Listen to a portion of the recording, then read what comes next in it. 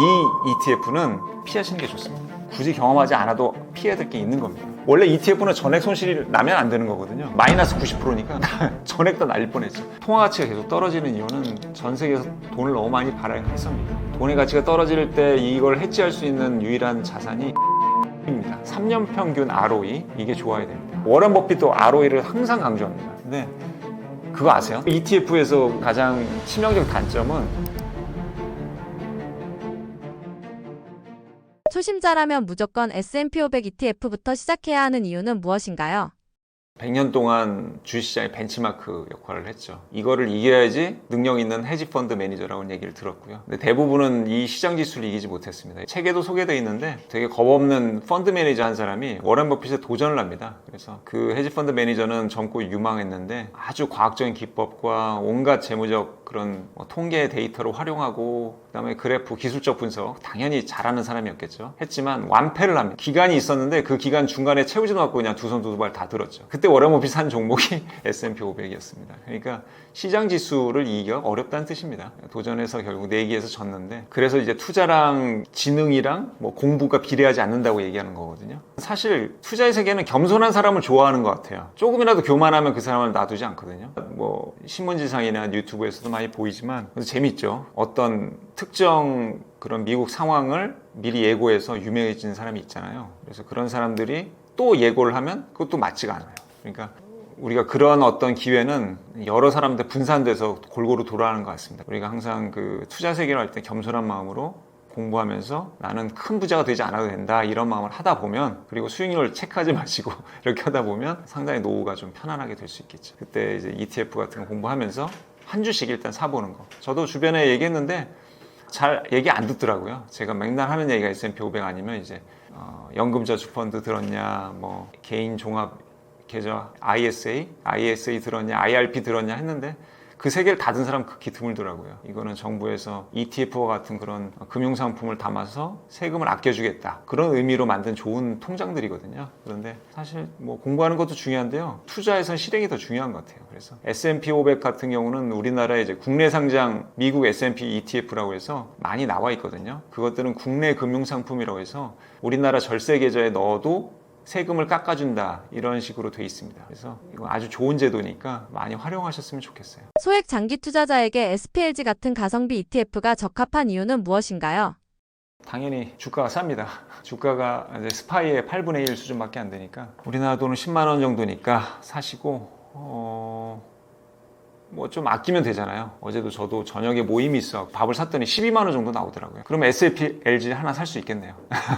만약에 제가 그 모임 안 가고 양해를 구하고 집에 일찍 갔으면 좀 더 잠도 많이 잤겠고 그 다음에 SPLG도 살 수 있고 얼마나 좋습니까? 그리고 가족들도 좋아하고 일찍 들어왔다고. SPLG는 어떤 분은 그런 질문을 해요. 똑같은 종목이고 똑같은 운용사에서 만든 상품인데 왜 이건 주가가 싸냐? 이거는 여러분들을 위해서 만든 겁니다. 우리를 위해서 만든 거죠. 우리 일반 직장인들은 10만 원 정도가 한 주는 적당하죠. 그 운용사에서 스파이를 어떻게 보면 액면 분할했다고 보시면 됩니다. 똑같은 상품이지만 가격을 낮춰서 더 많은 사람들이 투자할 수 있도록 유도한 거예요. 그래서 SPLG는 역사가 짧아서 그래서 스파이보다는 시가총액 아까 말씀드렸죠. 시가총액이 조금 작겠죠. 그러면 시가총액이 작다는 것은 유동성 리스크가 높다는 뜻이지만 SPLG는 워낙 글로벌한 모르시는 분도 계시지만 유명합니다. 이미. 우리가 100조 정도가 없다면 크게 걱정하실 필요는 없을 거예요. 100조 정도로 SPLG 올인하지 않는 이상 그렇게 위험할 일은 없으니까 똑같은 상품인데 더 싼 거를 사시는 게 우리가 소비할 때도 그렇게 하잖아요. 그죠? 그렇게 보시면 되겠습니다. 중급 투자자에게 추천할 만한 ETF. 예를 들어 SCHD, DGRW, 디보 같은 상품들의 차별점은 무엇인가요?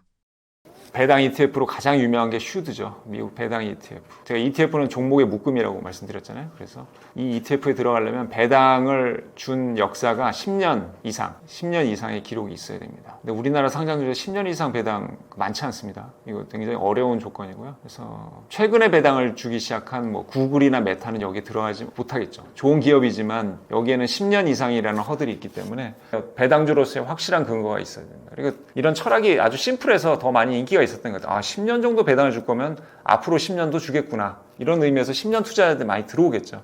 그러면 주가는 신경 쓰지 않아도 내가 배당을 계속 꼬박꼬박 받으면 사실상 이거는 거의 원금 보장이다. 이런 의미에서 슈드가 유명해진 겁니다.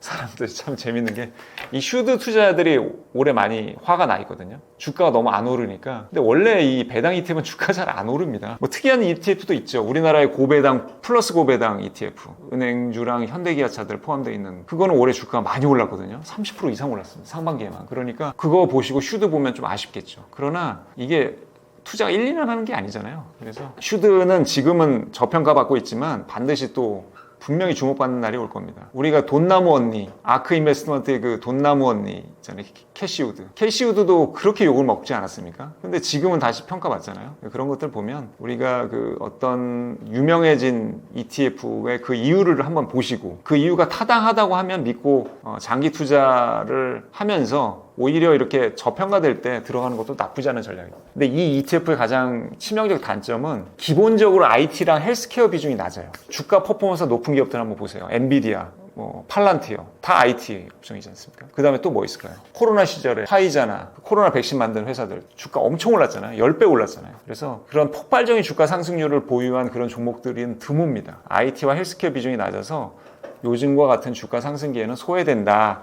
이게 약점이 분명한 누구나 강약점이 있잖아요. 그래서 슈드는 배당 ETF고 믿을만 하지만 주가 상승기에는 소외된다. 이런 약점을 파악하시고요. 제가 책에도 또 DGRW Wisdom Tree US Quality Dividend Growth ETF라고 합니다. 요거에 들어오는 종목들은 3년 평균 ROE 이게 좋아야 됩니다. ROE는 자기 자본 이익률이죠. 이거는 투자자들이 상당히 중시하고 워런 버핏도 ROE를 항상 강조합니다. 15% 이상 기업이 좋은 기업이다라고 얘기한 적도 있었고요. 그래서 ROE가 높다는 거는 이거는 이제 DGRW는 배당과 주가 성장을 동시에 노리는 종목들이 여기 포함됐을 가능성이 높은데 그 가장 핵심적인 지표가 ROE거든요.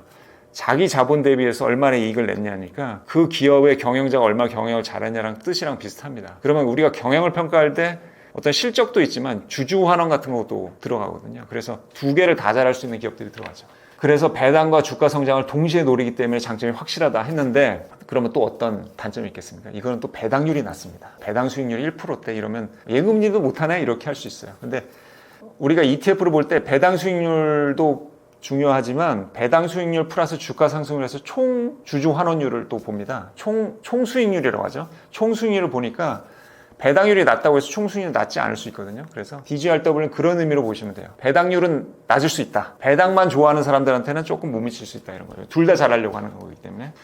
그리고 디보가 있습니다. DIVO. 요즘 유행하는 커버드 콜 전략을 추가한 그러니까 배당 플러스 커버드 콜로 보시면 돼요. 커버드 콜을 결국엔 설명해야겠네요. 이제 커버드 콜은 보는 사람에 따라서 위험한 투자법이다. 아니면 이거는 매달 인컴을 주는 안정적인 투자법이다. 극명하게 나뉩니다. 커버드 콜은 쉽게 얘기하면 책에는 이제 사과농장 주인으로 비유로 얘기했습니다. 비유로 하는 게 아무래도 우리가 이해하기 쉬우니까. 사과값이 100원입니다. 사과 100원짜리를 팔려고 하는 사과농장 주인이 있는데 사과 가격이 폭락해서 80원이 됐어요. 근데 제가 그런 가격 하락에 대해서 대비한다고 미리 110원에 팔 수 있는 권리를 보유하고 있는 거예요. 그러면 80원과 상관없이 내가 110원에 팔잖아요. 그러면 제가 10원을 챙겼죠. 그런 전략을 취하지 않았으면 마이너스 20원이잖아요. 근데 10원을 챙겼으니까 마이너스 10이죠. 그래서 커버드 콜 전략이 약간 하락할 때 손실을 보전한다라는 의미가 바로 그런 의미에서 나오는 거예요. 그래서 제가 쉽게 얘기한 그 팔 수 있는 권리는 이제 콜 옵션을 보유했다가 매도했다라는 어려운 말로 그렇게 표현이 됩니다. 신문에 이렇게 써야 되는데 이게 참 쓰면서도 너무 어려워서 근데 어쨌든 이게 사과를 기억하시고 그러면 이게 그럼 따박따박 배당도 나오고 그런 매니저들이 운용사들이 그런 뛰어나고 수억 원씩 받는 매니저들이 내 ETF에서 그렇게 굴려서 매달 인컴도 주고 정말 좋은 거 아니냐. 근데 약점이 있습니다. 사과가 흉년이었어요. 그래서 사과값이 150원으로 폭등합니다. 그러면 사과주의는 가만히 있으면 50원 버는 거잖아요. 근데 저는 이미 콜옵션을 사용했죠. 그래서 그 농장 주인의 실제 수익은 10원입니다. 그러나 가만히 갖고 있었던 옆집 사과주인은 50원을 벌었죠. 그러니까 차이가 너무 심하게 나서. 그래서 이제 디보와 같은 커버드 콜, 인컴 ETF의 약점은 상승장에서 주가가 제한된다는 것입니다. 왜냐하면 기초지수도 갖고 있지만 커버드 콜 전략도 같이 병행하기 때문에 그렇습니다. 그리고 또 하나의 약점은 보수가 높습니다. 매니저들이 일하잖아요. 비용률이 높게 나옵니다. 대부분은 그래서 ETF 체크라는 사이트가 있거든요. 거기는 보수율 플러스에서 총 비용 부담률이라는 게 나옵니다. 이거는 우리나라 자산운용사들이 보수율이라고 표시하는 것보다 더 높게 나오거든요. 근데 실제로는 이걸 떼는 겁니다. 비용 부담률.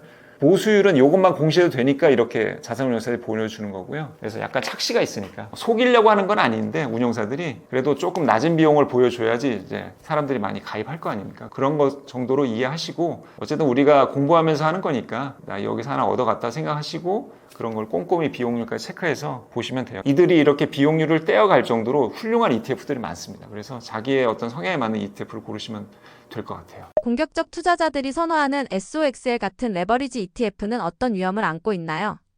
사실은 이 얘기도 꼭 하려고 저게 나온 것 같습니다. 제 주변에 속스를 많이 하시더라고요. 이게 속스의 이제 세미컨덕터 인덱스라는 반도체, 필라델피아 반도체 지수를 추종하는 ETF거든요. 근데 이게 일간 수익률의 3배를 목표로 설계되고 그렇게 홍보하고 있습니다.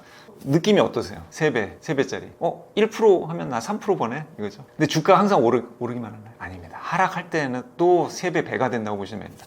하루에 지수가 2% 오르면 속수는 6% 오르겠죠. 근데 반대로 마이너스 2%면 마이너스 6% 됩니다. 자, 장기 보유 시 일간 복리 효과 때문에 수익률이 지수의 3배가 되는 게 아닙니다. 이 ETF는 지수랑 좀 다른 게요. 매일매일 결산을 하거든요. 매일매일 하루하루 단위로 결산합니다. 그럼 내일 또 다시 시작해요. 그러니까 마이너스도 복리로 불어납니다. 그래서 변동성이 심할수록 장기 성과는 그 원래 지수보다 크게 왜곡이 되겠습니다. 왜 매일매일 결산을 하기 때문에 그렇습니다. 그래서 반도체 불황기 때는 거의 이거 청산될 뻔했어요. 마이너스 90%니까 전액 다 날릴 뻔했죠. 원래 ETF는 전액 손실이 나면 안 되는 거거든요. 근데 이제 반도체 불황기 때 마이너스 90% 갔던 적이 있습니다. 주변에 이걸로 자랑하셔갖고 정말 돈을 많이 벌었으니까 이 투자의 세계에서는 돈 많이 버는 사람이 승자잖아요. 제가 감히 말은 할 수는 없었는데 참 안타까웠거든요. 그분들 제가 얘기해도 말을 듣지는 않고요. 그거 아세요? 트럼프가 술, 담배 입에도 되지 않는 거? 저는 이 투자 세계에서 이 정도로 해롭다고 생각합니다. 굳이 맛보고 파괴된 거 말이에요. 내 자산이 녹아내리면 그거 너무 쓰라린 거거든요. 굳이 경험하지 않아도 피해야 될 게 있는 겁니다. 이런 레버리지 ETF는 피하시는 게 좋습니다. 주식에서 테마주도 장점과 단점이 섞여 있는데요. 테마형 ETF가 갖는 매력과 리스크는 무엇일까요? 테마 ETF도 이 책에 많이 소개해놨거든요. 속슬 같이 3배짜리 레버리지 ETF는 좀 위험하다고 해놨고요. 다른 것들은 강약이 분명하다고 이렇게 소개가 되어 있습니다. 요즘 그 비만 치료제 ETF도 나와 있는데 노보노디스크랑 일라이릴리를 좀 의미 있게 포함시켜 놓은 ETF거든요. 그래서 그런 것들은 이제 비만 치료제 초기에는 같이 올라 주가가 많이 올랐다가 요즘은 서로 경쟁하기 때문에 주가 수익을 서로 잡아먹는 상황입니다. 그래서 이 책을 써놓고 살짝 이거 수정해야 되나라는 고민도 했었던 것 같아요. 근데 이제 또 일부 돼 있는 게 있는데 여행주 ETF나 K-팝 ETF 이런 거는 경쟁이라보다는 함께 성장하거든요. 물론 이제 여행 수요가 꺾이거나 K-팝이 갑자기 급락한다면 같이 안 줄 수 있겠지만 이런 것들은 마치 그 무슨 골목 상권을 형성하듯이 같이 커갈 수 있는 그런 종목들이어서 그런 여행주나 K-팝 같은 경우는 좋은 테마라고 보여지고요. 결국에는 이런 테마보다는 독점 하나 1등주가 수익률은 좋을 수밖에 없거든요. 그런 한계를 아시고 그런 ETF의 본질에 충실하게 한번 공부를 해보시면 좋을 것 같아요. 제 책에는 어떤 분은 여행을 다니면서 그 자기가 여행 그 플랫폼에 쓰는 그런 주식들 있잖아요. 우리가 아고다도 많이 쓰고 뭐 여러 가지 있지 않습니까? 부킹홀딩스 뭐 이런 거. 자기 여행할 때 쓰는 플랫폼 주식을 꼭 샀대요. 그래서 수익률이 좋다고 이렇게 나와 있는데 그런 게 이제 뭐 생활 속의 주식들이잖아요. 우리 고전에도 많이 나와 있지만 자기 생활에서 많이 쓰는 주식과 친해지고 심지어 확신이 생기면 투자하라 이런 얘기도 있으니까 그런 다양한 테마를 소개하는 ETF들이 나와 있습니다. 그래서 여기서 뭐 특별히 추천하지 않는 거는 ETF도 결혼에 비유하다 보면 자기 눈에 맞는 배우자가 따로 있는 거거든요. 그래서 이렇게 한번 보시면서 투자하시면 좋을 것 같아요. 책에서 제안하신 10억 자산 플러스 월 300만 원 현금 흐름 포트폴리오 조합을 설계할 때 가장 중요한 원칙은 무엇입니까? 이 책의 어떻게 보면 본론격입니다. ETF 자체가 분산인데 ETF를 더 많이 넣는 이유는 자산을 장기적으로 많이 불리려고 하는 이유 때문이거든요. 제 책에는 1억 원으로 10배 불리는 ETF 포트폴리오가 나옵니다. 근데 당연히 장기 투자해야 되겠고요. 종잣돈 1억에서 시작합니다. 미국, 한국, 금의 3분할로 하는 겁니다. 3,300만 원씩 초기 종잣돈으로 시작을 해서 매달 이제 추가 불입금을 넣어야 되고요. 그걸 10년간 반복했을 때 10배 정도 자산이 불어나는 걸로 나옵니다. 여기서는 이제 10억 6천만 원대가 되고요. 10년 후에 월 현금 흐름, 그러니까 분배금을 통해 받을 수 있는 건 매월 한 175만 원 정도가 되는데 야, 10년 투자했는데 월 175만 좀 미약하잖아요. 결국 이거는 안정적인 스타일입니다. 그래서 여기서 구체적으로는 이제 미국은 이제 코덱스 미국 S&P 500 이건 이제 국내 상장 ETF죠. ETF 이름에서 코덱스 제일 처음에 나오는 게 자산운용사가 브랜드라고 보시면 됩니다. 코덱스는 이제 삼성자산운용이죠. 이거는 에이스도 있고 뭐 타이거도 있으니까 그냥 물론 조금 차이는 나는데 거의 유의미한 차이가 없다고 보시면 돼요. 그리고 그 매일매일 그래서 저 기자여서 이거 뭐 어디가 더 싸다 아까 비용률 말씀드렸잖아요. 똑같은 컨셉이니까 싼 거를 사는 게 더 좋잖아요. 근데 이게 시시각각 바뀌더라고요. 경쟁이 너무 치열해서. 그러니까 큰 의미는 없습니다. 그래서 마음에 드시는 거 사시면 돼요. 여기에 3,300만 원 넣고 시작하고 그 다음에 타이거 200 커버드 콜이라고 나와 있네요. 이건 제가 자산운용사도 분산했는지 모르겠는데 이 타이거는 이제 다른 운용사 이름입니다. 그리고 200은 코스피 200. 여기 코스피가 빠졌네요. 아무래도 타이거 코스피 하면 너무 이제 길어져서 그런 것 같은데 타이거 200 커버드 콜. 그러니까 한국의 커버드 콜 전략을 넣은 게 좀 재밌습니다. 보통 미국 지수에다 전략하는데 올해 또 마침 이제 우리나라 시장이 미국 시장보다 더 좋잖아요. 우리나라 시장이 더 많이 올랐잖아요. 타이거 200 커버드 콜을 두 번째로 넣고 그 다음에 에이스 KRX 금연물 이제 금을 추종하는 ETF인데 금값을 추종하는 거겠죠. 금을 넣은 이유는 제가 뭐 말씀드린 대로 통화 가치가 계속 떨어지는 이유는 전 세계에서 돈을 너무 많이 발행해서입니다. 미국이 가장 주도하고 있고요. 돈의 가치가 떨어질 때 이걸 해지할 수 있는 유일한 자산이 금입니다. 한때는 비트코인도 있었지만 금은 실물로 우리가 파악할 수 있고 비트코인처럼 한정된 자원이고요. 그다음에 과거의 레코드가 있잖아요. 달러랑 연동됐던 우리가 금태환제를 미국이 폐지하면서 이제 달러가 미친 듯이 많이 발행되기 시작했잖아요. 원래는 달러를 발행하면 금을 그만큼 보유하고 있어야 됐거든요. 그래서 그런 세계 경제 구도가 미국으로 넘어가면서 완전히 이제 금융시장을 미국이 압도하게 됩니다. 그래서 이런 체제에 불만인 나라들이 주로 금을 모으고 있어요. 중국, 러시아, 뭐 유럽. 우리나라는 좀 상대적으로 덜 모으고 있는데 우리들이라도 모으자고요. 우리가 ETF를 많이 하면 그 ETF에서 우리 이름으로 금을 쌓아둬야 되거든요. 물론 이제 런던이나 이런 데 보관해 놓겠지만 어쨌든 이게 우리가 금 패권을 유지하기 위해서라도 우리 개인들이 금을 많이 보유해야 되지 않나라는 생각이 듭니다. 다행히 이제 ETF로 되어 있기 때문에 그 비용도 싸고요. 실물로 보유하시면 비용이 비쌉니다. 1.5%대니까 너무 비싸니까 ETF로 하시면 거의 뭐 0%대니까 그렇게 하시면 됩니다. 이렇게 섞으면 요거는 제 아내한테도 추천을 했는데 살지는 모르겠어요. 어쨌든 이 안정적으로 3분할로 했었습니다. 구체적인 전략은 없지만 꾸준하게 ETF에 적립하듯 투자하는 방법은 어떻게 생각하시나요? 그러니까 만약에 부업을 하시는 분들이면 그 부업을 전체 다 투자에 넣는다든지 왜냐하면 본업이 있고 본업에는 이제 말씀하신 대로 뭐 대출을 갚아야 될 수도 있고 뭐 월세를 내야 될 수도 있고요. 뭐 그러는 거니까 이 투자가 좋은 게 더 열심히 일하게 만들어요. 더 열심히 일을 만들고 특히 ETF를 투자하시면 아무래도 투자에 덜 신경 쓰니까 본업에도 충실할 수가 있고 그리고 만약에 이걸로 해서 쭉 장기 투자하시다 보면 노후에는 분명히 아마 지금처럼 벌이가 시원치 않을 거예요. 근데 내가 좋아하는 일을 하면서 벌이는 짠 걸 선택하려면 제가 자산이 어느 정도 있으면 되잖아요. 월 아까 현금으로 뭐 200만 원, 300만 원씩 받아가면 ETF로 받으면 내가 좋아하는 일을 또 하면서 건강하게 오래 살 수 있는 길이 되지 않을까요? 제가 이제 증권사 5년, 그 다음에 신문 기자로서 20년. 그 25년을 또 투자를 함께 했거든요. 5년간은 고객 자산을 불려주겠다며 항상 가격이 오르는 급등주 쫓아갔었고요. 그래서 개인 손실도 컸고 고객들도 많이 손실을 봐서 제 개인 돈을 메꿔주면서 옛날엔 그랬었던 것 같아요. 증권 영업을 하다 보면 그 고객과의 관계도 있고 하니까. 근데 이제 제가 신문 기자로 접어드니까 완전히 이제 그 세계랑은 좀 멀어질 뻔 했는데 또 다시 증권부, 그다음에 산업부, 뭐 금융부 이렇게 하면서 다시 또 취재 현장을 또 밟게 됐죠. 그래서 느낀 거는 결국 마음 편한 행복한 투자가 가장 좋은 거거든요. 그래서 스트레스 받으시고 밤낮으로 만약에 주식 체크하시고 수익률 체크하면 그런 종목들 특히 급등락주, 뭐 레버리지 이런 거 투자하시면 마음 편하실 일이 없잖아요. 그래서 좀 마음 편한 투자를 하다가 그 방법 중에 하나로 ETF를 사면서부터 어느 정도 좀 편안함이 왔던 것 같아요. 그리고 제 철학도 분명히 얘기할 수가 있고 제가 취재한 거 이외에 또 쉬는 시간에 사람들 만나면 항상 떠들었던 얘기들이 이런 책에 들어가 있거든요.